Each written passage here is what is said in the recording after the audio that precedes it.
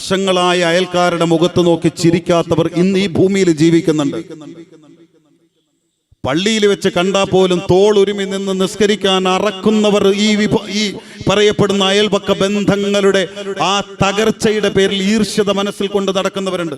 ഒന്ന് കാണുമ്പോൾ തന്നെ വാതിൽ വലിച്ചടച്ചുകൊണ്ട് വെറുപ്പ് പ്രകടിപ്പിക്കുന്ന അയൽക്കാർ ഇന്ന് നമ്മുടെ നാടുകളിൽ ജീവിച്ചു കൊണ്ടിരിക്കുമ്പോൾ ഇതിന്റെ ഗൗരവം എത്രത്തോളം വലുതെന്ന് അറിയാതെ പോകുന്നുണ്ടോ എന്ന് സംശയിച്ചുകൊണ്ടാണ് ഈ വിഷയത്തിലേക്ക് തിരിഞ്ഞത്. എൻ്റെ പ്രിയപ്പെട്ട സഹോദരങ്ങളെ, അള്ളാഹുടെ മുത്തുനബി ഒരിക്കൽ ആണയിടുകയാണ്.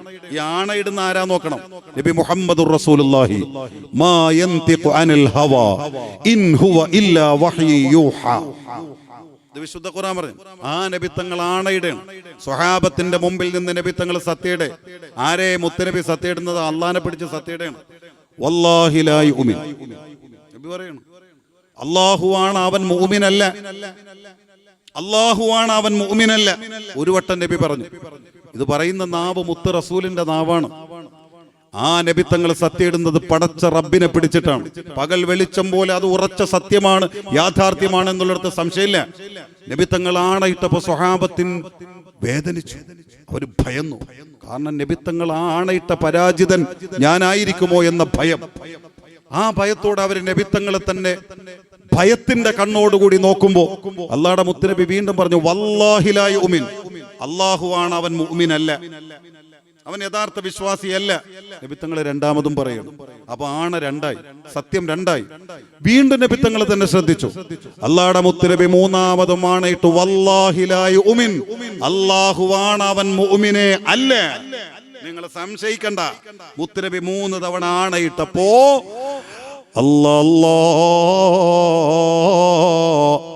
ഈമാൻ കൊണ്ട് മനസ്സിന്റെ ഉള്ളിലെ പേടി ജനിച്ചു പോയ സ്വഹാബത്ത് നബി തങ്ങളോട് ദയനീയമായി ചോദിച്ചു, ലഖദ് ഖാബാ വഖസിറാ മൻ ഹുവ യാ റസൂലല്ലാഹ്. അല്ലാഹുടെ മുത്തുനബിയേ, ഇതൊന്തൊരു വാക്കാണ് നബിയേ. ഈ ദുര്യോഗി ആരാണ് നബിയേ? ഉമ്മ പെറ്റ മക്കളിൽ ഇവനെ പോലെ ദുര്യോഗി വേറെയുണ്ടോ? ഭൂമി കണ്ട മനുഷ്യരിൽ ഇവനെ പോലെ പരാജിതൻ വേറെ ആരെങ്കിലും ഉണ്ടോ? അല്ലാഹുടെ മുത്ത് ഹബീബ് ആണയുടെ അള്ളാഹുവിനെ പിടിച്ചുകൊണ്ട് അത് തന്നെ 3 തവണ സത്യമിട്ടുകൊണ്ട് അവൻ മുസ്ലിം അല്ല, അവൻ മുഅ്മിനല്ല എന്ന് വിളിച്ചു പറയാൻ മാത്രം എന്ത് അപരാധമാണ് അവൻ ചെയ്തത് നബിയേ? എന്ത് മഹാപാതകമാണ് ചെയ്തത് റസൂലുള്ളാഹ്? മുത്തുനബിയോട് പേടിച്ചുകൊണ്ട് സ്വഹാബത്ത് നബി തങ്ങളോട് ചോദിക്കുമ്പോ അല്ലാഹുടെ മുത്തുനബി പറഞ്ഞു കൊടുത്ത മറുപടി എന്തെന്നറിയണോ എൻ്റെ പ്രിയപ്പെട്ടവര്? അവിടെന്ന് പറഞ്ഞു കൊടുത്തു, മല്ലാ യഉമനു ജാറുഹു ബവാഇഖഹു.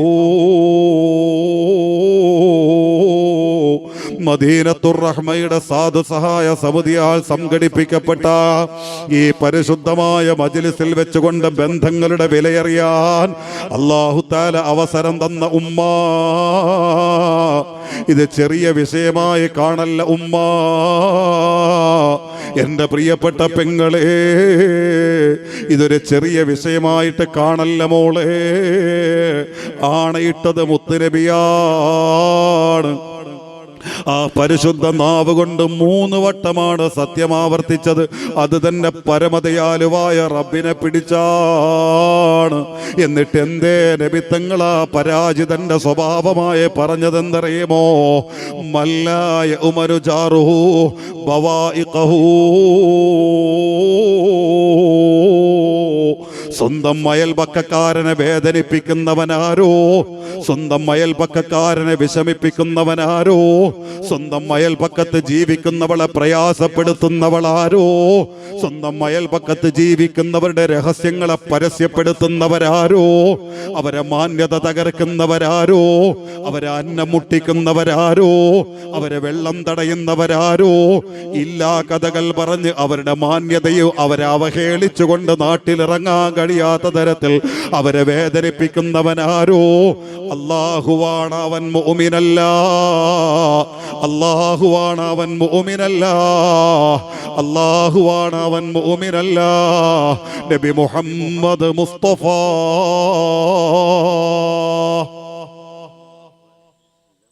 സല്ലല്ലാഹു അലൈഹി വസല്ലമ തങ്ങളുടെ പ്രഖ്യാപനമാണ്.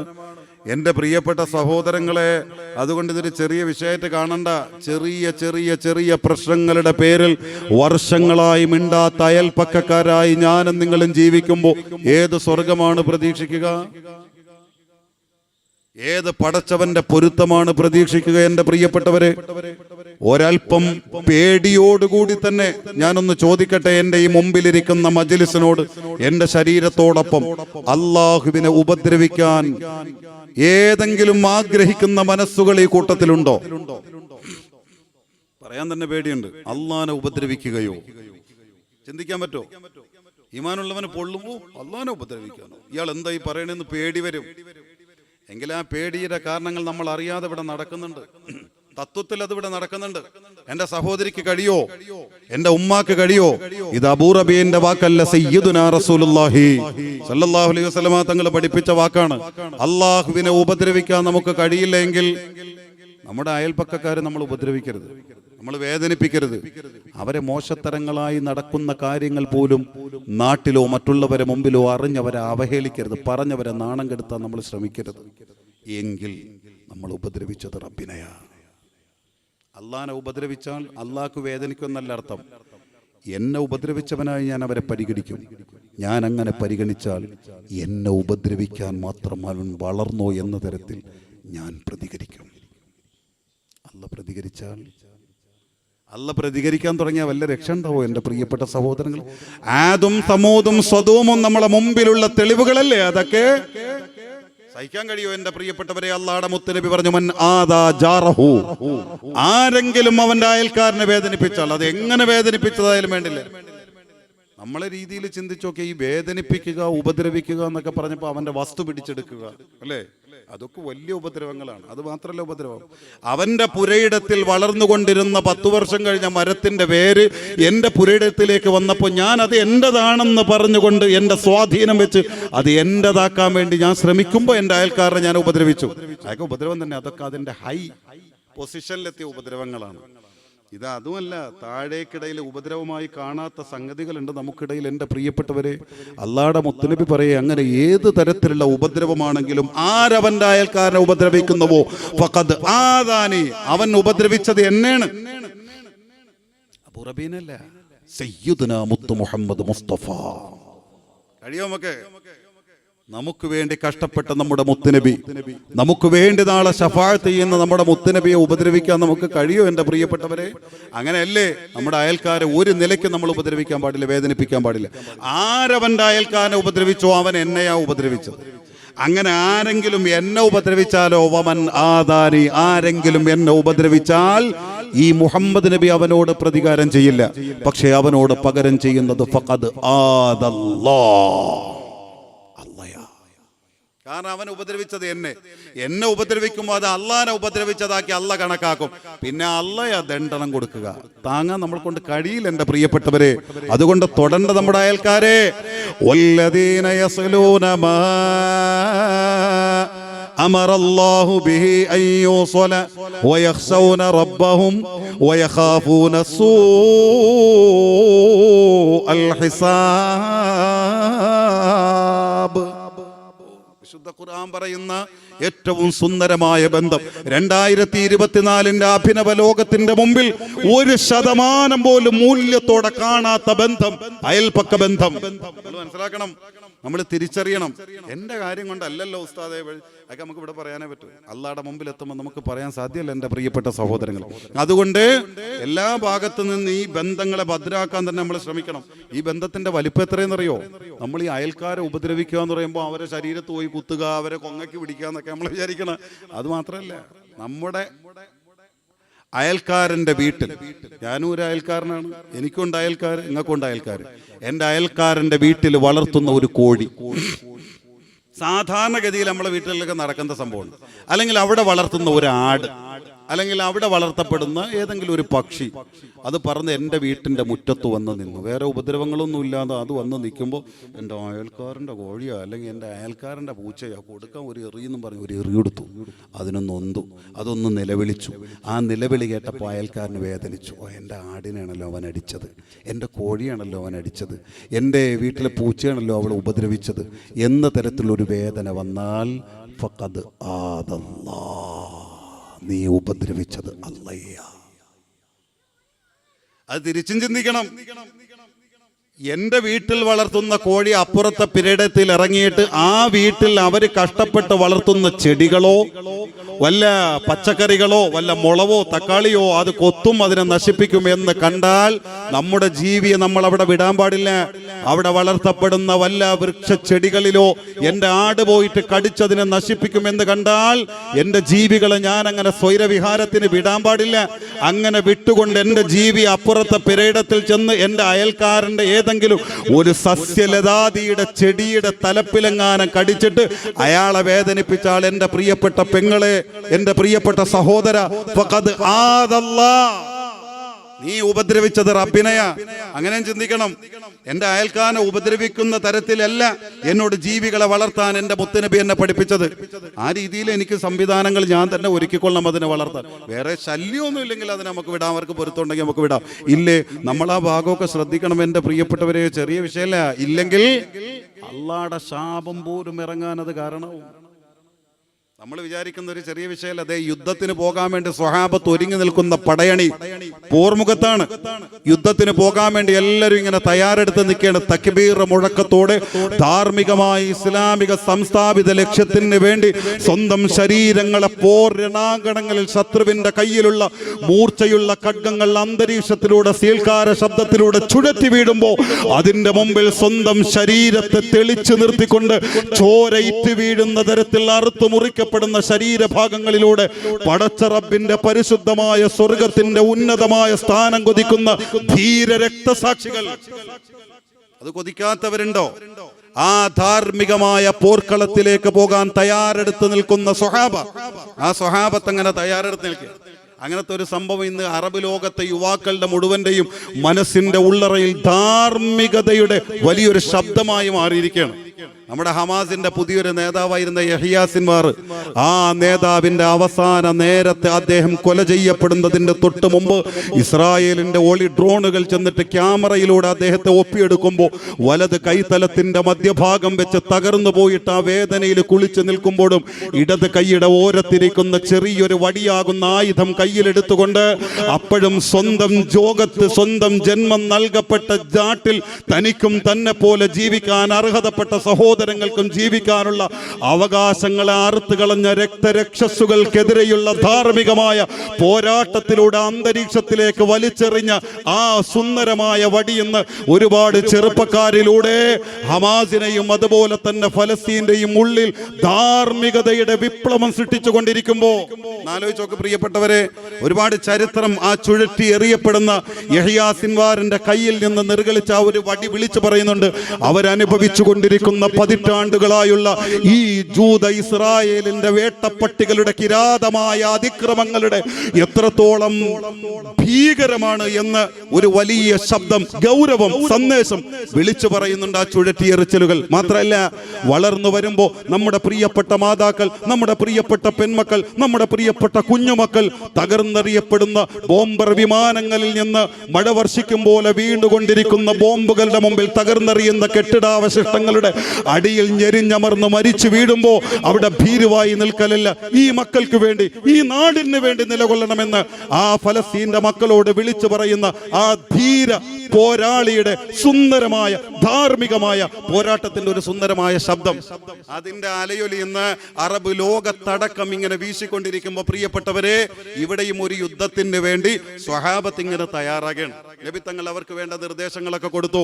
യുദ്ധത്തിന് പോകാൻ തയ്യാറായി നിൽക്കവര് ചെറിയ പണിയല്ലത്. വലാ തഹ്സബന്നല്ലദീന ഖുതിലൂ ഫീ സബീലില്ലാഹ് അംവാതം ബൽ അഹ്യാഉൻ ഇൻദ റബ്ബിഹിം യുർസഖൂൻ.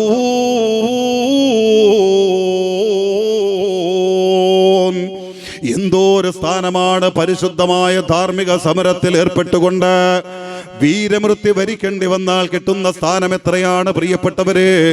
ആ സ്ഥാനം അറിഞ്ഞുകൊണ്ട് സ്വഹാബത്തിൽ നിന്ന് നല്ലൊരു പടയണി അല്ലാഹുവിന്റെ മുത്തുനബിക്ക് വേണ്ടി പോർക്കളത്തിലേക്ക് പോകാൻ വേണ്ടി തയ്യാറായി നിൽക്കുന്നു.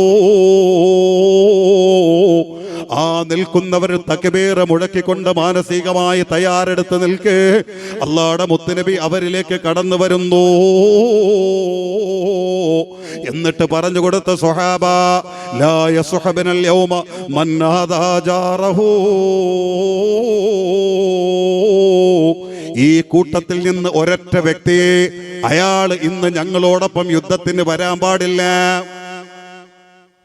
ഈ കൂട്ടത്തിൽ നിന്ന്, ഈ പടയണയിൽ നിന്ന് ഒരാളെ സംബന്ധിച്ച് എനിക്കിപ്പോ വിവരം കിട്ടിയിട്ടുണ്ട് അല്ലാഹുവിന്റെ ഭാഗത്ത് നിന്ന്. ഒരൊറ്റ വ്യക്തി, അയാൾ ഇന്ന് യുദ്ധത്തിന് വരാൻ പാടില്ല. എന്താ അയാളെ പ്രത്യേകത? ഏതോ ഒരു ഭീകരമായ തെറ്റ് ചെയ്തു എന്ന് നമ്മൾ ഭീകരമായി കാണുന്ന തെറ്റ് ചെയ്തു എന്നല്ല. അല്ലാഹുവിന്റെ മുത്തുനബി പറഞ്ഞ എന്താണെന്നറിയോ?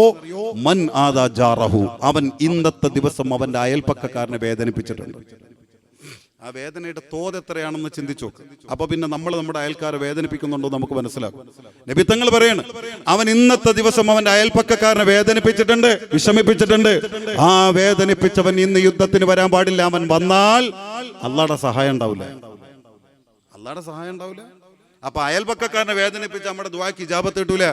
നമ്മൾ ആഗ്രഹിക്കുന്ന അള്ളാഹിന്റെ അനുഗ്രഹങ്ങൾ നമ്മുടെ വീടുകളിലോ കുടുംബത്തിലോ കിട്ടൂല. അതല്ല ഈ പറയുന്നതിന്റെ ആശയം. അള്ളാഹുടെ മുത്തുനബി പറയാ, അയൽപക്കക്കാരനെ വേദനിപ്പിച്ചവൻ ഇന്ന് നമ്മുടെ കൂട്ടത്തിലുണ്ട്. അവൻ ഇന്ന് നമ്മളോടൊപ്പം യുദ്ധത്തിന് വരരുത്, അള്ളാഹുടെ സഹായം ഉണ്ടാവില്ല. സ്വഹാബത്താകെ വേദനിച്ചു.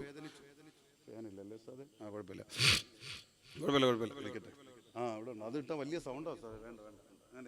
കുഴപ്പമില്ല, വലിയ ചൂടില്ല. പിന്നെ ഈ ഇങ്ങനെ നമ്മൾ കുറച്ച് സ്ട്രെയിൻ ചെയ്യുമ്പോൾ വരുന്ന ഒരു ചെറിയ ഈർപ്പേ ഉള്ളൂ, അത് മാറും. എന്നാലും ഈ ഒരു സമാധാനത്തിൻ്റെ അന്തരീക്ഷം ഉണ്ടല്ലോ, അൽഹംദുലില്ലാഹ്, അല്ലാഹു കബൂലാക്കുമാറാകട്ടെ. അപ്പോ മുത്തുനബി പറയുക, അള്ളാഹുടെ സഹായം ഉണ്ടാവില്ല, അവൻ വന്നാൽ അതുകൊണ്ട് മാറിപ്പോണം, അവനിവിടെ നിൽക്കാൻ പാടില്ല. സ്വഹാബത്ത് പരസ്പരം ചോദിച്ചു, നീയാണോ? ഇല്ല, ഞാൻ ഇന്നലെ എൻ്റെ അയൽക്കാരനെ കണ്ട് സലാം പറഞ്ഞതാ. മറ്റേയാൾ പറഞ്ഞു, ഞാൻ ഇന്നും എൻ്റെ അയൽക്കാരനെ കണ്ടതാ. വേണ്ട അത് ഭയങ്കര സൗണ്ടാവും, വേണ്ട ഇരുന്നോട്ടെ, കുഴപ്പമില്ല, ഞാൻ ആവശ്യം വന്നാൽ പറയാം, അപ്പം അങ്ങനെ ഇരിക്കട്ടെ.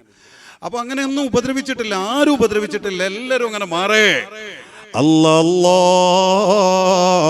പെട്ടെന്ന് ആ കൂട്ടത്തിൽ നിന്നൊരു യുവാവ് എഴുന്നേക്കുന്നു.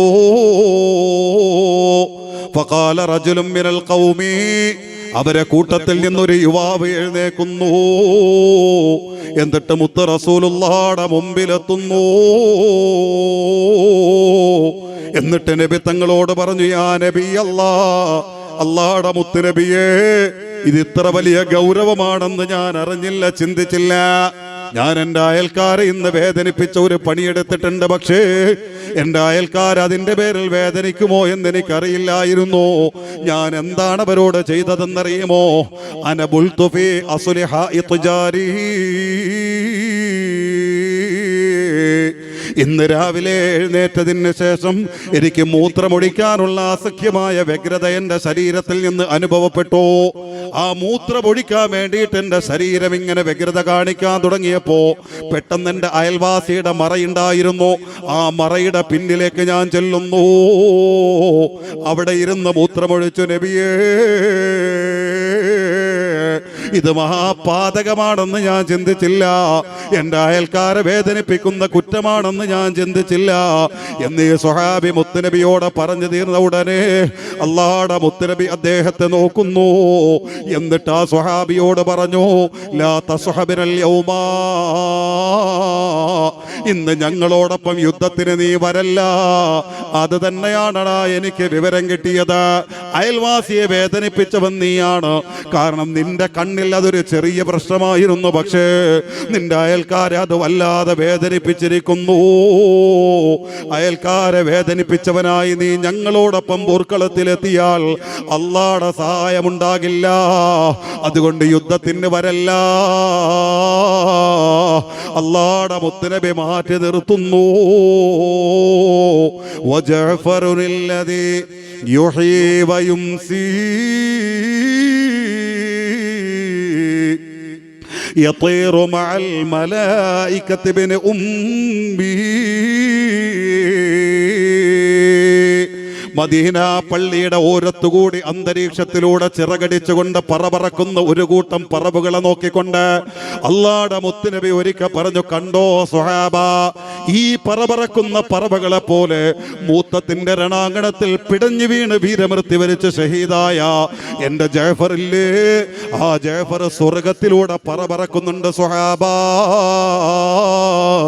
എന്ന് മുത്തുനബി പറഞ്ഞ സുന്ദരമായ വാക്ക് കേട്ടുകൊണ്ട് അലി ഇബ്നു അബീ ത്വാലിബ് തങ്ങൾ അഭിമാനത്തോടെ വിളിച്ചു പറഞ്ഞ കവിതാ ശകലങ്ങളായി കേട്ടത് ഞാൻ ആരെന്നറിയുമോ കൂട്ടരെ? മൂത്തത്തിന്റെ രണാങ്കണത്തിൽ പിടഞ്ഞു വീണ് ഷഹീദായ ജഅഫറിന്റെ സഹോദരനാ ഞാൻ. ആരാണ് എന്റെ ജഅഫർ എന്നറിയുമോ? സ്വർഗത്തിൽ പച്ചപ്പക്ഷികളുടെ ഉള്ളറയിൽ അയാൾ ആത്മാവ് സന്നിവേശിപ്പിക്കപ്പെട്ട തരത്തിൽ സ്വർഗത്തിന്റെ പരിമളം ആസ്വദിച്ചുകൊണ്ട്, സ്വർഗത്തിന്റെ സുഗന്ധം ആസ്വദിച്ചുകൊണ്ട്, സ്വർഗത്തിന്റെ സൗന്ദര്യം ആസ്വദിച്ചുകൊണ്ട്, സ്വർഗത്തിന്റെ സൗരഭ്യം ആസ്വദിച്ചുകൊണ്ട് അദ്ദേഹം സ്വർഗത്തിലൂടെ പറക്കുന്നുണ്ട് സ്വഹാബ. അതാണ് എന്റെ ജഅഫർ എന്ന് അലി ഇബ്നു അബീ ത്വാലിബ് തങ്ങൾ അഭിമാനത്തോടെ വിളിച്ചു പറഞ്ഞ ആ ഉയർന്ന സ്ഥാനമാണ് രണാങ്കണത്തിൽ വീരമൃത്യു വരിച്ചവർക്ക് അല്ലാഹു ഒരുക്കിയിരിക്കുന്നതെങ്കിൽ ആ പുണ്യമായ കർമ്മത്തിന്റെ തയ്യാറെടുത്ത സ്വഹാബിയോട് പോലും അല്ലാഹുവിന്റെ മുത്തുനബി ആ അയൽക്കാരന്റെ വീട്ടിന്റെ ഓരത്തൊന്ന് മൂത്രമൊഴിച്ചിട്ട് ആ അയൽക്കാരനെ വേദനിപ്പിച്ചതിന്റെ പേരിൽ നിനക്ക് അർഹതയില്ല, നീ വന്നാൾ അല്ലാഹുവിന്റെ സഹായം കിട്ടില്ലെന്ന് വന്നേക്കാമെന്ന് പറഞ്ഞ് മാറ്റി നിർത്തിയെങ്കിൽ എന്റെ ഉമ്മ, അയൽപക്കത്ത് ബന്ധത്തിന്റെ വലിപ്പം എത്രയാണുമ്മ? എന്റെ പ്രിയപ്പെട്ട പൊന്നുപെങ്ങളെ, അയൽപക്കത്തെ രഹസ്യങ്ങളിലേക്ക് നിന്റെ കണ്ണിനെ നീ ചൂഴ്ത്തി വിടല്ല. അവിടെ എന്ത് നടക്കുന്നുവെന്ന് അന്വേഷിക്കല്ല. അവിടത്തെ വിവരങ്ങൾ അറിയാൻ അപ്പുറവും ഇപ്പുറവും നീ പരതി നടക്കല്ല.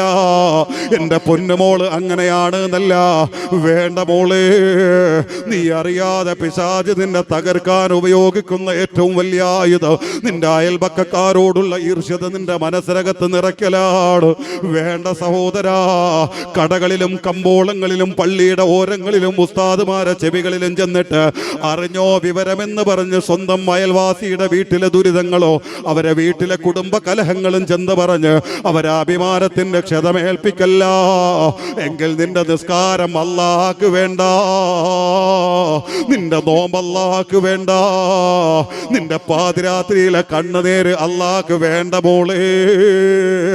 നിന്റെ പകലന്തിയോളമുള്ള സുന്നത്ത് നോമ്പിന്റെ വിശപ്പുകള് അല്ലാഹു തിരിഞ്ഞു നോക്കില്ല ഉമ്മ.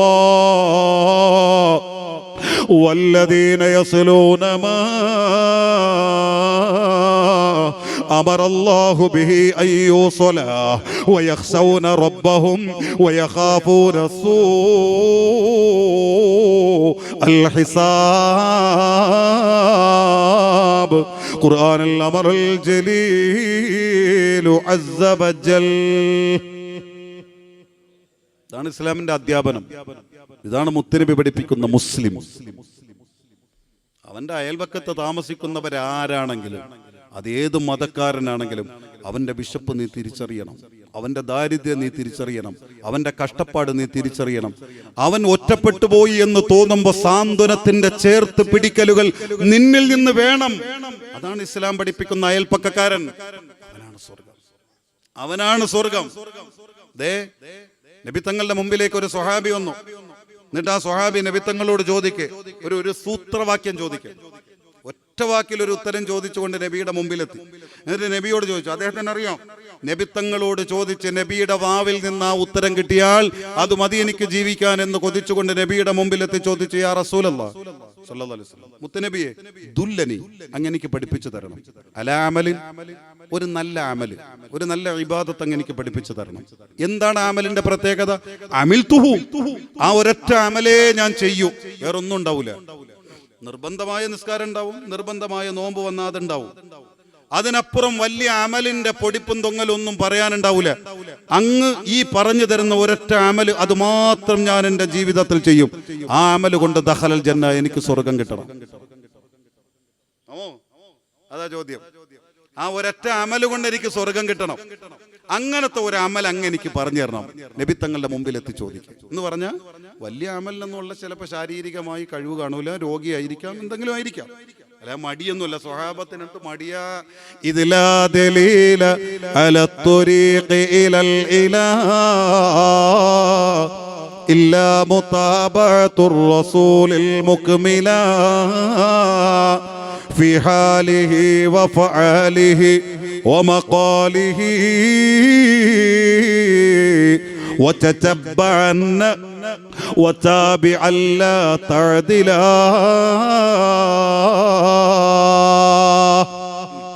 അപ്പൊ ആ സ്വഹാബി നബി തങ്ങളോട് വന്നിട്ട് ചോദിക്കുക, ഒരൊറ്റ അമൽ എനിക്ക് പറഞ്ഞു തരണം, ആ അമൽ ഞാൻ ജീവിതമാക്കി അതിലൂടെ ഞാൻ സ്വർഗത്തിലെത്തും, അങ്ങനത്തെ ഒരു നല്ല അമൽ പറഞ്ഞു തരണം.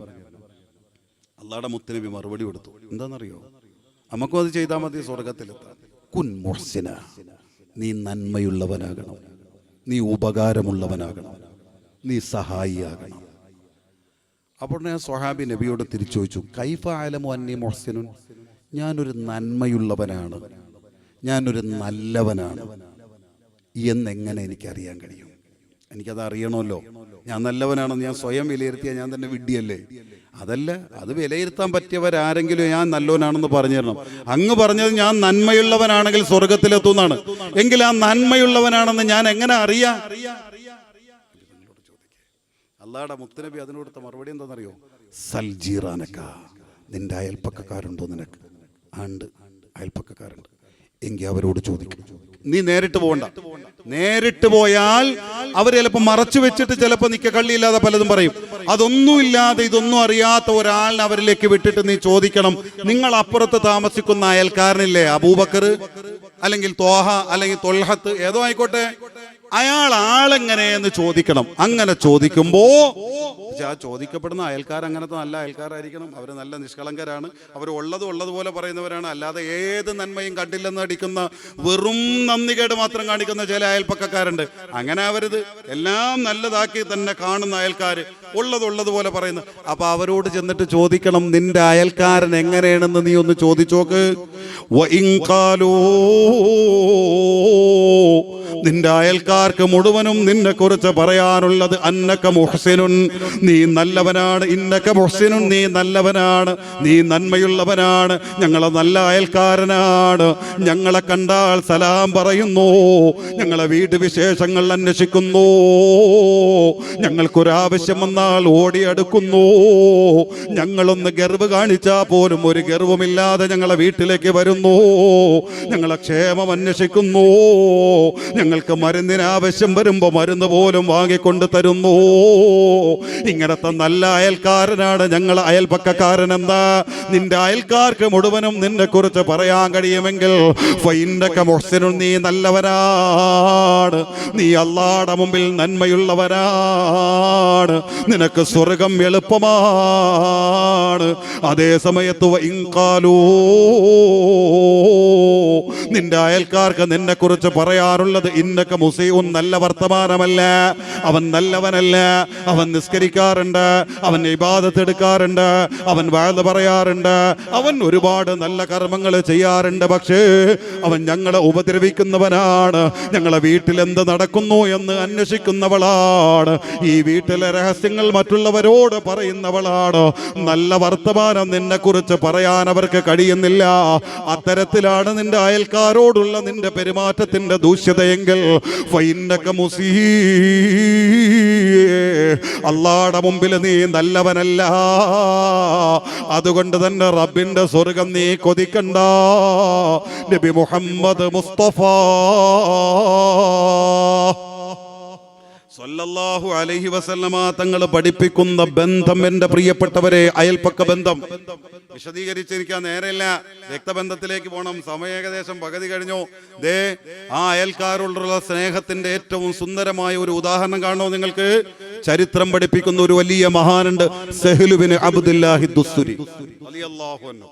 ഇത് ചെറിയ ആളല്ല, വലിയ ആളെന്ന് ഞാൻ അദ്ദേഹത്തെ ഒന്ന് വിവരിക്കാനുള്ള കാരണം, ഇനി പറയാൻ പോകുന്ന അയൽവക്ക ബന്ധത്തിന്റെ നൈർമല്യത എത്ര വലുതെന്ന് അദ്ദേഹം കാണിച്ചു തരുന്നുണ്ട്. ഇത് ചെറിയ ആളല്ല. അസ്ബഹ മിൻ കിബാരിൽ ആരിഫീൻ, അള്ളാഹുവിനെ അറിയാൻ വേണ്ടിയിട്ട് ദാഹിച്ച് ജീവിക്കുന്ന ആരിഫീങ്ങൾ എന്ന മഹത്തുക്കളുടെ ഏറ്റവും മുതിർന്ന നേതാക്കളിൽ ഒരാളാണ് മഹാനായ സയ്യിദുന സഹ്ൽ ഇബ്നു അബ്ദുല്ലാഹി ദുസ്തുരി എന്ന് ലോകത്തെ പഠിപ്പിച്ചത് മഹാനായ ഇമാം അബൂ ഹാമിദ് അൽ ഗസാലി റളിയല്ലാഹു അൻഹു.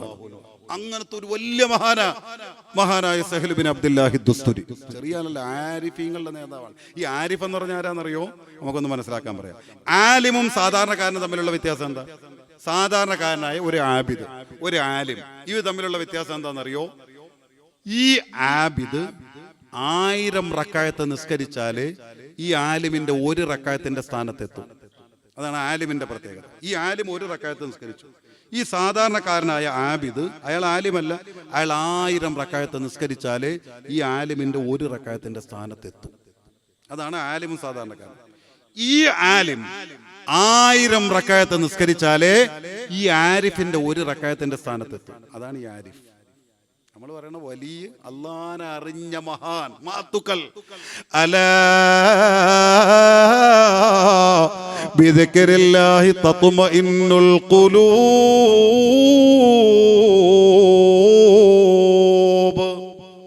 അവരുടെ ലക്ഷ്യമേ അല്ലാഹ്, അവരെ മോഹമേ അല്ലാഹ്, അവരെ ദാഹമേ അല്ലാഹ്, അവരെ രാത്രികളെ അല്ലാഹ്, അവരെ പകലുകളെ അല്ലാഹ്, അവരെ വികാരമേ അല്ലാഹ്, അവരെ വിചാരമേ അല്ലാഹ്. ജമാലുക ഫീ ഐനി വഹുബ്ബുക ഫീ ഖൽബി വദിക്റുക ഫീ ഫമി ഫൈന തഗീബു.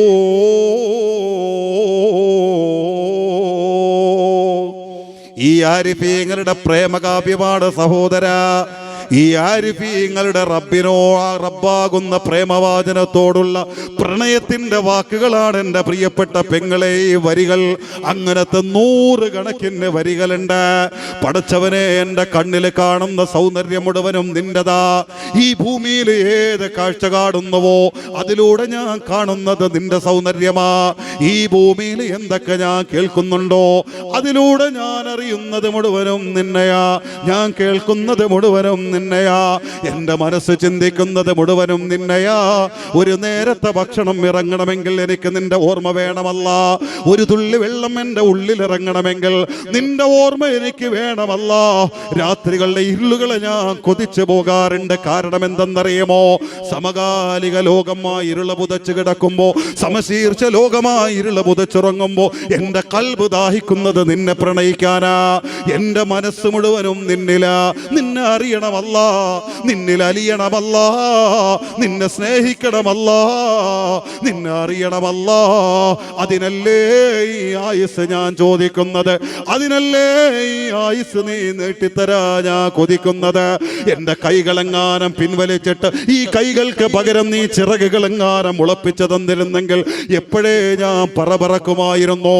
എൻ്റെ മണ്ണിനോട് സലാം പറഞ്ഞ്, എൻ്റെ വിണ്ണിനോട് സലാം പറഞ്ഞ്, എപ്പോഴേ ബഹറുന്നൂർ എന്ന ലോകം കഴിഞ്ഞ്, നാസൂത്ത് കഴിഞ്ഞ്, ജബറൂത്ത് കഴിഞ്ഞ്, മലക്കൂത്ത് കഴിഞ്ഞ് എപ്പോഴേ നിന്റെ സന്നിധാനത്തിലേക്ക് പറന്നെത്തുമായിരുന്നു.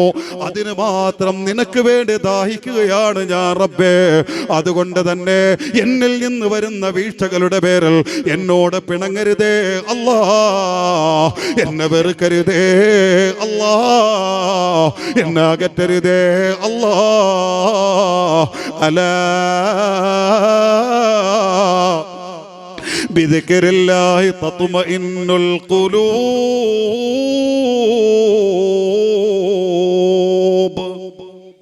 ഇതാണ് ഈ പറഞ്ഞവരുടെ മനസ്സ്. ആരിഫ് ഇതാണ്. അവർക്ക് വേറെ ഒരു ചിന്തയില്ല. അവർക്ക് ഈ ഒരൊറ്റ എന്ന് വിചാരിച്ച് ഭാര്യയില്ല, മക്കളില്ല, കുടുംബം ഇല്ല എന്നല്ല. ഭാര്യ സ്നേഹിക്കുന്നതും അല്ലാഹ്, ഭർത്താവിനെ സ്നേഹിക്കുന്നതും അല്ലാഹ്, മക്കൾക്ക് ജോലി ചെയ്യുന്നതും അല്ലാഹ്.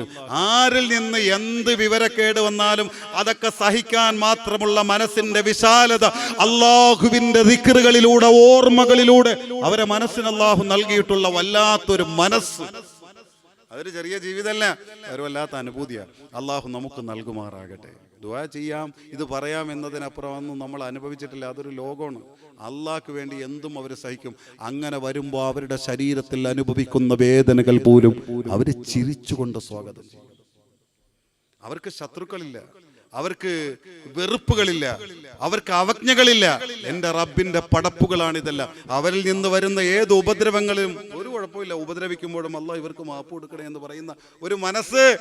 ലൈസാ കസ്ബി മിനൽ ജീനാനി നഈമാ غير أني أريد هذه أراك ليس كسبي من الجنان نعيما غير أني أريد هذه أراك. വാക്കിൻ്റെയൊക്കെ സാരറിയോ? അതിവിടെ പറഞ്ഞാൽ പറ്റൂല, നമ്മളെ വിഷയത്തിൽ നിന്ന് മാറിപ്പോകും. അത് ഔലിയാക്കളെ സംബന്ധിച്ച് പറയുമ്പോൾ പറഞ്ഞു വരുന്ന വിഷയമാണ്. എന്തോ ആവട്ടെ എൻ്റെ പ്രിയപ്പെട്ട സഹോദരങ്ങളെ, ആരിഫീങ്ങൾ, ആ ആരിഫീങ്ങളുടെ മഹോന്നതമായ നേതാക്കളിൽ ഒരാളാണ് ഈ പറയുന്ന സഹ്ലു ബിൻ അബ്ദുല്ലാഹി ദുസ്തുരി. അപ്പോൾ ദിനേന ഔലിയാക്കൾ അവരുടെ വീട്ടിൽ 100 കണക്കിന് വരാറുണ്ട്. എന്തിന്? അവരിൽ നിന്ന് ഈ ആത്മീയ ജ്ഞാനം കരസ്ഥമാക്കാനും അവരിൽ നിന്ന് ആത്മീയ സംസ്കരണങ്ങളിലൂടെ അവരുടെ റൂഹുകളെ റബ്ബിലേക്ക് എത്തിപ്പിക്കാനും വേണ്ടിയിട്ട് 100 കണക്കിന് ഔലിയാക്കന്മാർ ദിനേന മഹാരുടെ വീട്ടിൽ വരുന്ന വലിയ സ്ഥാനത്തുള്ള മഹാനാണ്. പക്ഷെ ആർക്കും അറിയാത്തൊരു രഹസ്യമുണ്ട്. ഈ മഹാന്റെ ഈ സ്ഥാനം ഒന്ന് ആലോചിച്ച് നോക്കിക്കേ. ആര് വന്നാലും ഏത് മുതലാളി വന്നാലും ആ മഹാന്റെ മുമ്പിൽ ഒന്ന് തല താഴ്ത്തി കൊടുക്കും. അത്ര വലിയ സ്ഥാനമുണ്ട് ഈ മഹാന്. പക്ഷെ ആ മഹാൻ വീട്ടിൽ വർഷങ്ങളോളം ചെയ്തിരുന്ന ഒരു പ്രയത്നം അതാർക്കും അറിയില്ല, ഭാര്യയ്ക്കും അറിയില്ല, മക്കൾക്കും അറിയില്ല, ആർക്കും അറിയില്ല. അവസാനം സഹ്ലു ബിൻ അബ്ദുല്ലാഹി ദുസ്തുരി എന്ന മഹാന് രോഗം ബാധിച്ചു, മരണത്തിന്റെ രോഗം. കഴിഞ്ഞ വർഷം നമ്മൾ മരണമാണ് ഇവിടെ പറഞ്ഞെന്ന് തോന്നുന്നു അല്ലേ? ആ മരണത്തിന്റെ രോഗം ബാധിച്ചു. ആ രോഗത്തിൽ ഇങ്ങനെ കിടക്കുമ്പോ മഹാൻ പെട്ടെന്ന് തന്റെ പ്രിയപ്പെട്ട മോനെ അടുത്തേക്ക് വിളിച്ചിട്ട് പറഞ്ഞു, മോനെ, എൻ്റെ അയൽപ്പക്കത്ത് താമസിക്കുന്ന ജൂതനില്ലേ, മുസ്ലിമും അല്ല, ജൂതനാണ്, മറ്റൊരു മതവിശ്വാസിയാണ്, അയാളെങ്ങ് വിളിച്ചോണ്ട് വാ, വാപ്പ വിളിക്കുന്നു എന്ന് പറഞ്ഞ് വിളിക്കാൻ പറഞ്ഞു. ഈ ആളിന്റെ സ്ഥാനം ഒന്ന് ആലോചിച്ചൊക്കെ, എത്ര വലിയ സ്ഥാനത്തുള്ള മഹാനാണെന്ന്. എന്നിട്ട് പറയാ, എൻ്റെ അയൽപക്കത്ത് താമസിക്കുന്ന നമ്മൾ ആ ജൂതനിലെ അയൽപക്കക്കാരൻ, അയാളെഞ്ഞ് വിളിച്ചോണ്ട് വാ. നേരെ പോയിട്ട് പറഞ്ഞു, വാപ്പാക്ക് തീരെ സുഖമില്ല, നിങ്ങളെ കാണണമെന്ന് വാപ്പ പറയേ. ആ ഞാൻ വരുന്നു എന്ന് പറഞ്ഞു. പെട്ടെന്ന് അയാൾ തയ്യാറായി, നല്ല അയൽക്കാരനാണ്, ഓടി വന്നു വാപ്പാന്റെ അടുത്തെത്തി. സഹ്ലു ബിൻ അബ്ദുല്ലാഹി ദുസ്തുരി തങ്ങൾക്ക് ഇങ്ങനെ ശ്വാസം വലിക്കാനും വിടാനുള്ള പ്രയാസത്തിൽ ഇങ്ങനെ കിടക്കെ കണ്ണുറന്ന് നോക്കുമ്പോൾ ഈ മോൻ പറഞ്ഞു, വാപ്പാ ദേ അയൽക്കാരൻ വന്നതായി ഇവിടെ നിൽക്കുന്നുണ്ട്, ആ വിളിക്കാൻ പറഞ്ഞു. വിളിച്ചു. വലിയ ഭവ്യതയോടെ അടുത്തേക്ക് നിന്നുടനെ ഈ മോൻ്റെ അടുത്ത് വാപ്പ പറഞ്ഞു, മോനെ നീ അങ്ങ് പുറത്ത് വയ്ക്കോ, എനിക്ക് എൻ്റെ അയൽക്കാരനോട് ചില കാര്യങ്ങൾ പറയാനുണ്ട്, അത് ഞങ്ങൾ മാത്രം അറിഞ്ഞാൽ മതി, നീ കേൾക്കണ്ട, പുറത്തു പോകാൻ പറഞ്ഞു. അയൽവക്ക ബന്ധം നേരെ പുറത്താക്കി. എന്നിട്ട് ഈ അയൽക്കാരനോട് ചോദിച്ചു, എൻ്റെ മോൻ അവിടെ നിന്ന് കേൾക്കുന്നുണ്ടോ നോക്ക്. ഇല്ല, കേൾക്കുന്നില്ല, എല്ലാം പുറത്തു പോയി തങ്ങളെ. എങ്കിങ് അടുത്തേക്ക് വന്നു പറഞ്ഞു, എൻ്റെ സഹോദര, നിങ്ങൾ എൻ്റെ അയൽക്കാരനാണ്, ഞാനൊരു പക്ഷേ ഈ രോഗത്തിൽ കിടന്ന് മരിച്ചു കഴിഞ്ഞാൽ നിങ്ങൾ അറിയാതെ ആ പ്രശ്നം വീണ്ടും എൻ്റെ പുരയിടത്തിൽ ഉണ്ടായിക്കൊണ്ടേയിരിക്കും. അത് കാരണം എൻ്റെ ഭാര്യയോ എൻ്റെ മുതിർന്ന മക്കളോ നിങ്ങളോട് കയർക്കാനും നിങ്ങൾ ശത്രുക്കളാകാനും കാരണമാകും. അതൊരു വലിയ തെറ്റായി പോകും. അതുകൊണ്ട് മാത്രം പറയണം. തങ്ങളെ അങ്ങെന്താ പറയണമെന്ന് മനസ്സിലാവില്ല. പറഞ്ഞു കൊടുത്തു, നിങ്ങളെ വീട്ടിൽ നിങ്ങളും നിങ്ങളെ കുടുംബമൊക്കെ ഉപയോഗിക്കുന്ന ഈ വിസർജ്യത്തിന് ഉപയോഗിക്കുന്ന ടോയ്ലറ്റ് ഇല്ലേ? ഉണ്ട്. ആ ടോയ്ലറ്റിന് അത് ഒഴുകിപ്പോകാൻ, നിങ്ങൾ വേസ്റ്റ് പോകാൻ, ആ കുഴിയിലേക്ക് പോകാൻ വേണ്ടി വെട്ടിവെച്ചിരിക്കുന്ന ആ ഒരു കുടലില്ലേ, കുടലാകാം, ഒരു വഴിയില്ലേ വേസ്റ്റ് പോകുന്ന വഴി, അത് വർഷങ്ങൾക്ക് മുമ്പേ പൊട്ടി തകർന്നു. നിങ്ങൾ അങ്ങോട്ട് ശ്രദ്ധിച്ചിട്ടില്ല. അത് പൊട്ടിയിട്ട് ആ വേസ്റ്റ് ഒന്നും നിങ്ങളെ വീട്ടിൻ്റെ ആ നിശ്ചയിക്കപ്പെട്ട സെപ്റ്റിക് ടാങ്കിലേക്കല്ല പോണത്, എൻ്റെ പുരയിടത്തിലാണ് വർഷങ്ങളായി വീഴുന്നത്. ഇത് ഞാൻ എല്ലാ ദിവസവും എൻ്റെ ഭാര്യ എഴുന്നേൽക്കുന്നതിന് മുമ്പ്, എൻ്റെ മക്കൾ എഴുന്നേൽക്കുന്നതിന് മുമ്പ് ഞാൻ അതെടുത്ത് വൃത്തിയാക്കി കുഴിച്ചു മൂടും. വർഷങ്ങളായി എൻ്റെ പണി ഇതാ.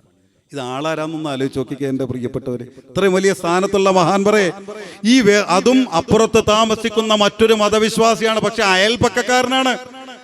അതുകൊണ്ട് ഞാൻ ഇത് കൊണ്ടുവന്ന് എന്നും ഇങ്ങനെ കുഴിച്ചു മൂടും. അത് സംസ്കരിക്കും, അത് വൃത്തിയാക്കും. അങ്ങനെ ഞാനിങ്ങനെ കൊണ്ടിടക്കേ. പക്ഷെ എൻ്റെ മോനെ, എൻ്റെ അയൽപക്കക്കാരാ, ഇനിയൊരു പക്ഷെ അതിന് സാധ്യമല്ലാത്ത വിധം ഞാൻ മരിച്ചു പോയാൽ ഇതൊന്നും അറിയാത്ത എൻ്റെ ഭാര്യയും മക്കളും നാളെ ഈ വേസ്റ്റ് ഈ പുരയിടത്തിൽ കാണുമ്പോൾ അവർ ചിന്തിക്കും, ഇന്നലെ വരെ ഇതെന്നെ ഞങ്ങളെ ബാപ്പ കഷ്ടപ്പെട്ട് മൂടിയിട്ടും ഈ അയൽക്കാരൻ അത് തിരിച്ചറിഞ്ഞില്ലല്ലോ. അവർക്ക് രോഷം വരും, പ്രകൃതിപരമായ മാനുഷികമായ വെറുപ്പ് വരും. ആ വെറുപ്പ് ചിലപ്പോൾ അല്ലാഹുവിന്റെ മുമ്പിൽ അവരെ വെറുപ്പിന് കാരണമാക്കും. അത് വരാതിരിക്കാൻ വേണ്ടിയിട്ടും നിങ്ങൾ തമ്മിലുള്ള ബന്ധം ഉലയാതിരിക്കാൻ വേണ്ടിയിട്ടും പറയേ, ഇനിയെങ്കിലും നിങ്ങൾ വിഷമിക്കാതെ അതിനുള്ള വഴി ക്ലിയർ ചെയ്ത് കൊടുക്കണം എന്ന് പറഞ്ഞ പാടേ അല്ലാഹ് വല്ലദീന യുദൂന മാ മഹാനായ സഹൽ ബിൻ അബ്ദുല്ലാഹി ദുസ്തുരി റളിയല്ലാഹു അൻഹുവിന്റെ മുമ്പിൽ നിന്ന് വല്ലദീന യുദൂനൽ മുഅ്മിനീന വൽ മുഅ്മിനാത്ത് ബിഗൈരി മക്തസബൂ ഫഖദ് ഇഹ്തമലൂ ബുഹ്താനൻ വ ഇസ്മൻ മുബീനാ. ഈ ജൂതരായ അയൽക്കാരൻ കരയുന്നു. ഈ വലിയ മഹാനായ സഹൽ ബിൻ അബ്ദുല്ലാഹി ദുസ്തുരി തങ്ങളുടെ മുമ്പിൽ നിന്ന് ഒരു കൊച്ചുകുട്ടിയുടെ നിഷ്കളങ്കമായ മനസ്സ് വേദനിച്ചിട്ട് കരയുന്നത് പോലെ മഹാനരെ മുമ്പിൽ നിന്ന് വിതുമ്പി വീഴുന്നു. ആ കാലിലേക്ക് ചെന്ന് പൊതിയുന്നു. അങ്ങെന്താണ് തങ്ങളെ ഈ പറയുന്നത്? അങ്ങയുടെ അയൽപക്കത്ത് താമസിക്കുന്ന, അതും മറ്റൊരു മതവിശ്വാസിയായി ജീവിച്ച ഞാനും എൻ്റെ കുടുംബവും അങ്ങിൽ നിന്ന് എത്രയോ താഴെയാണോ. ഈ സമുദായം അങ്ങ് എത്ര ഉയരത്തിലാ കൊണ്ടു നടക്കുന്നത് തങ്ങളെ. എന്നിട്ട് പോലും വർഷങ്ങളായി ഞങ്ങളുടെ വിസർജ്യത്തിന്റെ ആ വടി പോലും അടഞ്ഞ പുരയിടത്തിൽ വീഴുമ്പോ ഇത്രയും വലിയ സ്ഥാനത്തിലേക്കും അങ്ങ് വൃത്തിയാക്കുകയോ? ഇതെന്തൊരു മാതൃകയാണ്, ഇതെന്തൊരു ജീവിതമാണ്. എനിക്ക് സഹിക്കാൻ കഴിയുന്നില്ല തങ്ങളെ. ഒരു വാക്ക് നിങ്ങൾക്ക് എന്നോട് പറയാമായിരുന്നില്ലേ? പുഞ്ചിരിച്ചുകൊണ്ട് മഹാനര് തിരിച്ചു പറഞ്ഞു, ഇല്ല സഹോദരാ, അത് പറഞ്ഞാൽ അതിൻ്റെ പേര് നിങ്ങൾ വിഷമിക്കുമെന്ന് കരുതി ഞാൻ പറയാത്തതാ. അപ്പോഴും എൻ്റെ അയൽക്കാരനെ ഞാൻ പ്രയാസപ്പെടുത്തിയവരാവൂലേ, അതുകൊണ്ട് പറയാത്തതാണെന്ന് പറഞ്ഞ പാട് ഈ മജൂസിയായ ഈ ജൂതനായ അയൽപക്കക്കാരൻ മഹാനായ സഹൽ ബിൻ അബ്ദുല്ലാഹി ദുസ്തുരി തങ്ങളുടെ കൈ കവർന്ന് പിടിക്കുന്നു. ആ കൈ ചുംബിക്കുന്നു. ഇതെന്തൊരു മതമാണ് തങ്ങളെ? അയൽവാസി മറ്റൊരു മതവിശ്വാസിയാണെങ്കിൽ അവനോട് പോലും ഈ കൃപ കാണിക്കണമെന്ന് പഠിപ്പിച്ച ഈ മതം ഇനി എന്റെയും മതമാണ്. ആ അധ്യാപനം പഠിപ്പിച്ച മുഹമ്മദ് നബി ഇനി എന്റെ നബിയാണ്. ആ പടച്ച റബ്ബിന്റെ റബ്ബാണ്. അഷ്ഹദു അല്ലാ ഇലാഹ ഇല്ലല്ലാഹ് വഅഷ്ഹദു അന്ന മുഹമ്മദർ റസൂലുള്ളാഹ്. ഷഹാദത്ത് കലിമ ചൊല്ലി ആ അയൽപക്കക്കാരൻ ഈ കൃത്യമായ പ്രവൃത്തിയുടെ മുമ്പിൽ മുസ്ലിമായി ആ ഹിദായത്ത് മറ്റൊരാൾക്ക് സമ്മാനിച്ച പവറോടുകൂടി സഹൽ ബിൻ അബ്ദുല്ലാഹി ദുസ്തുരി തങ്ങൾ ഈ ലോകത്തോട് വിട പറഞ്ഞുവെങ്കിൽ മദീനത്തുർ റഹ്മാ സാധു സഹായ സമിതിയുടെ 2 ദിവസത്തെ മതപ്രഭാഷണ പരമ്പരയുടെ 2ാമത്തെ ദിവസം പകലന്തിയോളം മഴ കൊണ്ട് അല്ലാഹു തആല അനുഗ്രഹിച്ചിട്ട് പോലും ഈ ചെറിയ മണിക്കൂറുകളെ മഴയിൽ നിന്ന് പോലും സംരക്ഷണത്തോടുകൂടി ഈ മജ്ലിസിനെ അല്ലാഹു വടിപ്പെടുത്തി തന്നപ്പോ ഈ മജ്ലിസിലെത്തിയ ഉമ്മ, ഇതിനപ്പുറം അയൽപക്ക ബന്ധത്തെ സംബന്ധിച്ച് അബൂ റബി എന്നതിന്റെ മുത്തുമോന് ഇനി എന്താണ് എൻ്റെ ഉമ്മയോട് പറയാനുള്ളത്? എൻ്റെ പ്രിയപ്പെട്ട പെങ്ങളെ, ഇന്ന് വരെ നീ കണ്ടിട്ടില്ലാത്ത അബൂ റബി എന്ന ദീനിയായ നിന്റെ സഹോദരന് ഇതിനപ്പുറം വേണ്ട പറയേറെ പറയേണ്ടതില്ലല്ലോ മോളെ. ഈ അയൽപക്ക ബന്ധം ചെറുതല്ല മോളെ. എൻ്റെ പ്രിയപ്പെട്ട സഹോദരാ, ഈ വിഷയം ചെറുതായി കാണല്ല.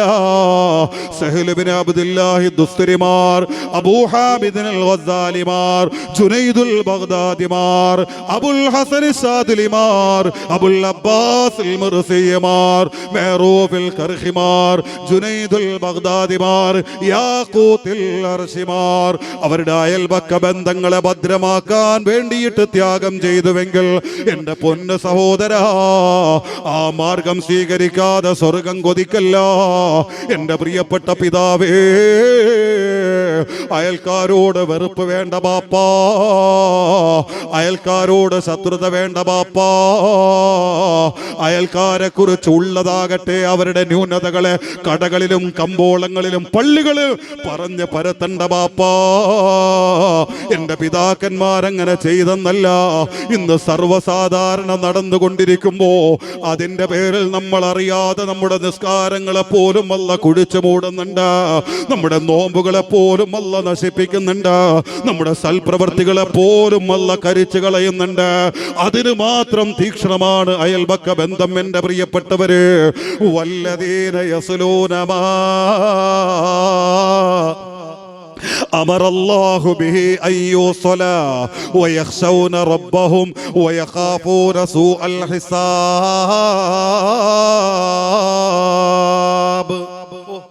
അള്ളാഹു നമ്മുടെ പ്രിയപ്പെട്ട അയൽക്കാർക്ക് എല്ലാവിധ സന്തോഷവും നൽകുമാറാകട്ടെ, സമാധാനം നൽകുമാറാകട്ടെ, ഐശ്വര്യം നൽകുമാറാകട്ടെ.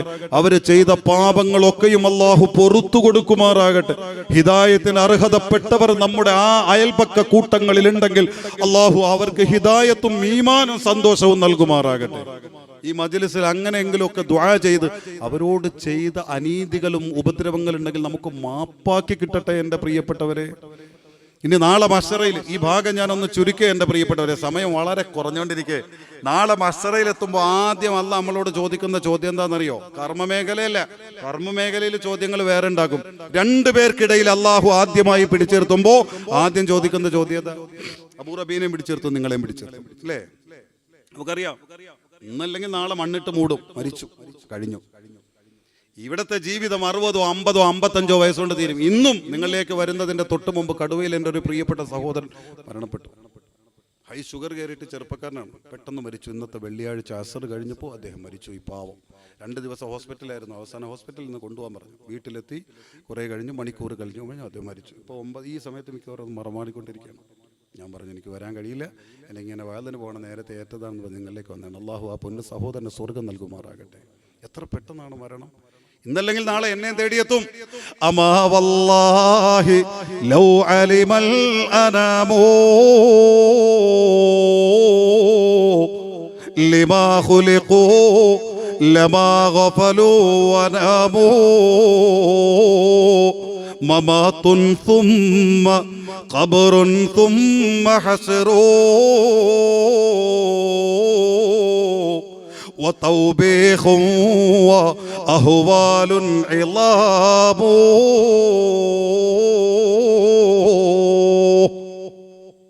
എന്താവട്ടെ, നാളെ മഹ്ശറയിലെത്തി. ഇതൊക്കെ കേൾക്കുമ്പോഴും പറയുമ്പോഴും നല്ല രസമാണ് നമുക്കിങ്ങനെ തോന്നും. ഈ ബൈത്തൊക്കെ ഒന്നും രസം പിടിക്കേണ്ടല്ല. ഒരുപാട് പേര് പൊട്ടിക്കരഞ്ഞതാ. അബൂബക്കറിന് സിദ്ദീഖ് തങ്ങളെപ്പോലുള്ളവർ പൊട്ടിക്കരഞ്ഞ് പറഞ്ഞ വരികളാണിതൊക്കെ. മരിക്കും, ഞാനൊരു ഖബർ കാണും, ഒറ്റയ്ക്ക് കിടക്കും, മണ്ണിൻ്റെ ഇരുളിൻ്റെ ഭീകരത, ഇന്നുവരെ കണ്ടിട്ടില്ലാത്ത ശക്തമായ ഇരുളിൻ്റെ ഭിത്തികൾ ഞാൻ എങ്ങനെ കണ്ടു കിടക്കും? ഞാൻ കിടക്കുന്ന മണ്ണിൻ്റെ ഇരു സൈഡുകളും പൊട്ടിത്തകർത്ത് അതിഭീകര ശബ്ദത്തോടെ 2 മലക്കുകൾ എൻ്റെ മുമ്പിലേക്ക് ഉയർന്നു വരുമ്പോൾ അവരെ തല ചെന്ന് മുട്ടുന്നത് എൻ്റെ ആ കാഴ്ചയിൽ ആകാശത്തിൻ്റെ നീലിമയിലാണ്. അങ്ങനത്തെ ഭീകരരായ മലക്കുകളുടെ ദിഗന്തം പൊട്ടുമാർ ഉച്ചത്തിൽ വരുന്ന ഘനഗാംഭീര്യമുള്ള ശബ്ദത്തോടെയുള്ള ചോദ്യത്തിൻ്റെ മുമ്പിൽ ഞാൻ എങ്ങനെ മറുപടി പറയും? ജനിച്ചുപോയല്ലോ എന്ന് പറഞ്ഞ് വിലപിച്ച വരികളാണ് ഈ പറഞ്ഞത്. എൻ്റെ പ്രിയപ്പെട്ട സഹോദരങ്ങളെ, നാളെ നമ്മളും അനുഭവിക്കേണ്ടതാണ്. എന്തോ ആവട്ടെ, മഹ്ശറയിലെത്തി അല്ലേ? ആ മഹ്ശറയിൽ നിൽക്കുമ്പോ 2 പേർക്കിടയിലുള്ള അങ്ങനെ ഉണ്ടല്ലോ, ക്രയവിക്രയങ്ങൾ, പെരുമാറ്റങ്ങൾ, ഇടപാടുകൾ, ഇടപെടലുകൾ, ശാസ്ത്രവങ്ങൾ, ഇങ്ങനെ വരുന്ന ഒരുപാട് വിഷയങ്ങൾ പരസ്പരം ഉണ്ട്. 2 പേര്, 3 പേര്, 4 പേര് ചേർന്നിട്ടൊക്കെ. അതിൽ 2 പേര് ചേർന്ന വിഷയത്തിൽ ആദ്യമായി അള്ളാഹു പിടിച്ചു നിർത്തുന്നത് എങ്ങനെയെന്നറിയോ? ആരെ? അബൂറബീന്റെ ബാപ്പയല്ല, അബൂറബീന്റെ ഉമ്മയല്ല, അബൂറബീനെയും അബൂറബീന്റെ പ്രിയപ്പെട്ടവളെയും അല്ല. ഖാലിദ് ഉസ്താദിനെ അങ്ങനെ തന്നെ, നിങ്ങളെ അങ്ങനെ തന്നെ. പിന്നെ ആരെ പിടിച്ചെടുത്തുക? എന്നെയും എൻ്റെ അയൽപ്പക്കക്കാരനെയും പിടിച്ചെടുത്തു. ഖാലിദ് ഉസ്താദിനെയും ഖാലിദ് ഉസ്താദിന്റെ അയൽപ്പക്കക്കാരനെയും പിടിച്ചെടുത്തു. ജമാലുദ്ദീൻ ഉസ്താദിനെയും ഉസ്താദിന്റെ അയൽക്കാരനെ പിടിച്ചെടുത്തു. അതേപോലെ നമ്മൾ ഓരോരുത്തരെയും പിടിച്ചെടുത്തു. എന്നിട്ട് അള്ളാഹ് ചോദിക്കും, നിങ്ങൾ തമ്മിൽ അയൽപ്പക്കക്കാരില്ലായിരുന്നു? ആ, ആരെങ്കിലും കൊണ്ട് വല്ല ബുദ്ധിമുട്ടുണ്ടായിട്ടുണ്ടെങ്കിൽ ഇപ്പൊ പറഞ്ഞു. അല്ല പറയാ, എന്റെ പ്രിയപ്പെട്ടവരെ, അവിടെയാ കുടുങ്ങുക. ഇത് അബൂറബീന്റെ വാക്കല്ല, അല്ലാഹുവിന്റെ മുത്തുനബി പഠിപ്പിച്ചതാ പ്രിയപ്പെട്ടവരെ. കമ്മിൻ ജാരിൻ തഅല്ലുഖും ബിജാരിഹി യഖൂൽ. അതുകൊണ്ട് വേണ്ട ഉമ്മ, ഒരയൽവാസിയും വേദനിക്കപ്പെടണ്ട. അങ്ങനത്തെ ഒരു കാര്യമേ നമ്മുടെ ജീവിതത്തിൽ വേണ്ട. പരമാവധി അവരെ സന്തോഷിപ്പിച്ചോ. നല്ല കാര്യമാണെങ്കിൽ ഇടപെട്ടോ, അല്ലാത്തത് കണ്ടില്ലെന്ന് നടിച്ചോ. എന്റെ പ്രിയപ്പെട്ട സഹോദരാ, അയൽക്കാരന്റെ ഒരൊറ്റ രഹസ്യങ്ങളിലേക്കും നീ ചൂഴ്ന്നു പോകണ്ട. വേണ്ടപ്പെട്ടതും ഉപകാരമുള്ളതുമാണെങ്കിൽ നീ സാക്ഷിയാകിക്കോ. അതല്ലെങ്കിൽ അവരോടൊപ്പം പങ്കുകൊണ്ടോ. ചേരാൻ പറ്റാത്തതോ അനാവശ്യമോ ആണെങ്കിൽ അങ്ങോട്ട് തിരിയണ്ട പൊന്ന് സഹോദരാ എന്ന് വിചാരിച്ച് ഏതെങ്കിലും വൃത്തികേടുകൾക്ക് കയറൂരെ വിടണമെന്നല്ല. മറിച്ച് സാധാരണ നമ്മുടെ അയൽക്കാരൊന്നും അങ്ങനെയല്ലല്ലോ.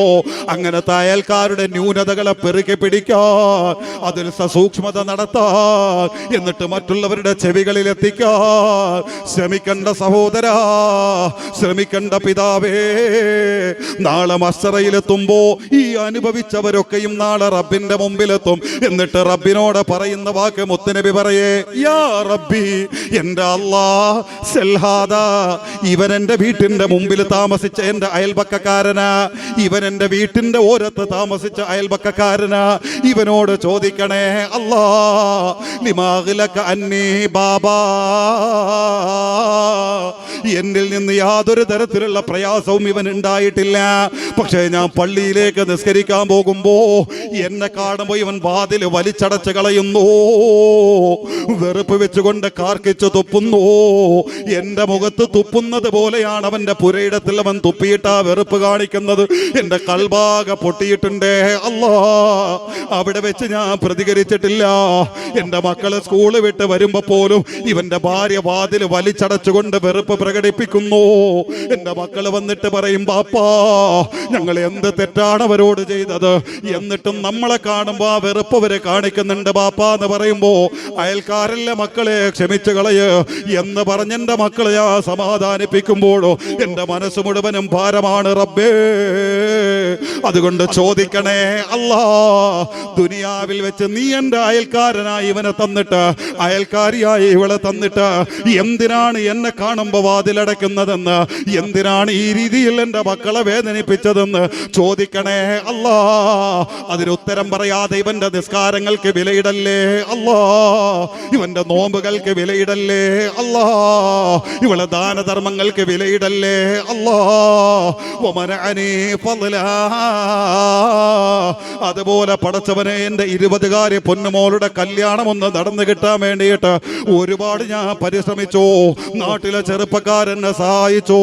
അങ്ങനെ നാട്ടുകാരും വീട്ടുകാരും ഒക്കെ ഒരുമിച്ച് കൂടി എന്റെ മകളെ കല്യാണം നടത്താൻ തീരുമാനിക്കുമ്പോ അതിനുവേണ്ടി നിശ്ചയിക്കപ്പെട്ട ചെറുപ്പക്കാരന്റെ വീട്ടിലേക്ക് ചെന്ന് എന്റെ മോളെ കുറിച്ച് ഇല്ലാ കഥകൾ പറഞ്ഞു, എന്റെ മകളെ കുറിച്ച് കള്ളക്കഥകൾ പറയുന്നു.